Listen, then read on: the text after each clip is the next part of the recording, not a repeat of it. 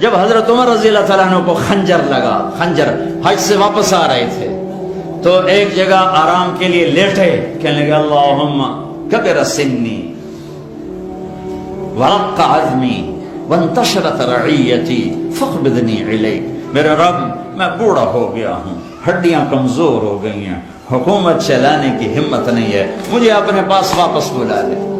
پہنچے ہیں اور 27 ذو الحج کو خنجر لگا ہے، 29 کو جان گئی اور جب کم محرم کو قبر میں چلے گئے۔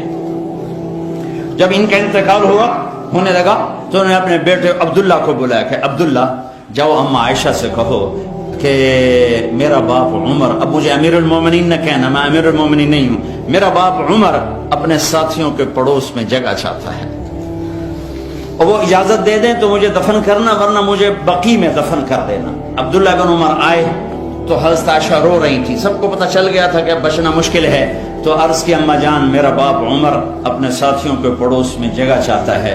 تو عائشہ رضی اللہ تعالیٰ عنہ رونے لگی، فرمایا کہ یہ جگہ تو میں نے اپنے لیے رکھی تھی کہ ایک طرف میرا خامند، ایک طرف میرا باپ، ایک طرف میں پڑ جاؤں گی، لیکن اگر عمر کی خواہش ہے تو وہ مجھ سے زیادہ حقدار ہے، میں اجازت دیتی۔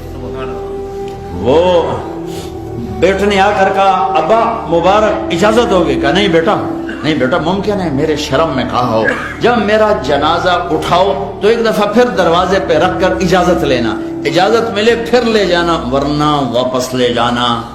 تو موت کے قریب حضرت علی اور حسن آئے حال پوچھنے، تو گھبراہٹ تھی، تو حضرت علی نے فرمایا موت سے ڈر رہے ہو؟ کہا نہیں موت سے نہیں، موت کے بعد والی گھاٹیوں سے۔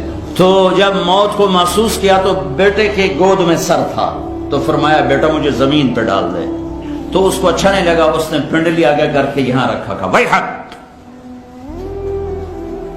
تیرا ناس ہو، میں کیا کہہ رہا ہوں، زمین پہ ڈال دے۔ تو انہوں نے زمین پہ جو ڈالا تو یوں اپنے گال کو مٹی پہ رکھ دیا۔ سارے صحابہ مرید ہیں، ایک صحابی مراد ہے، مرید طلبگار، مراد جس کو طلب کیا گیا۔ آپ نے کسی کو نہیں اللہ سے مانگا سوائے عمر کے، اے اللہ 2 عمر میں سے ایک دے دے، یا بن ہشام دے دے یا بن خطاب دے دے، اور مجھ سے پوچھتا ہے تو میں ابن خطاب مانگتا ہوں۔ آپ نے جمعہ کی رات جمعرات کی رات کو یہ دعا مانگی اور جمعرات کو عمر کلمہ پڑھ گئے۔ ہاں سارے مرید یہ مراد، اور سر مٹی میں۔ میدان عرفات میں میرے نبی نے فرمایا میرا اللہ میرے تمام صحابہ کو دیکھ کے خوش ہو رہا ہے، اور عمر پہ خاص طور پہ خوش ہو رہا ہے۔ تو سر رکھا مٹی میں، قویل لک یا عمر ان لم یغفر لک ربک، اے عمر تیرے رب نے تجھے معاف نہ کیا تو تو ہلاک ہو گیا۔ جس کے لیے جنت تیار ہے وہ ڈر رہا ہے، مجھے تو پتہ نہیں میرے ساتھ کیا ہونے والا ہے، کیا پتھر دل ہیں، نہ جنت کے شوق ہے نہ جہنم کے خوف۔ اور یہی کہتے کہتے جان نکل گئی۔ جنازہ اٹھا کے دروازے پہ لائے،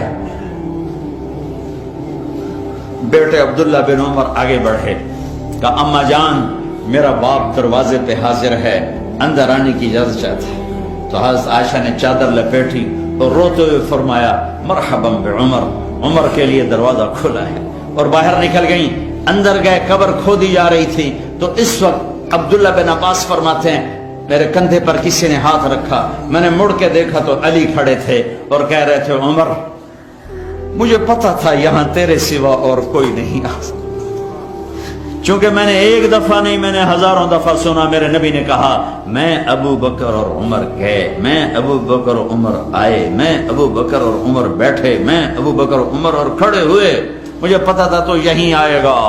اے اماں عائشہ کو یہ سعادت ہے کہ ان کے حجرے میں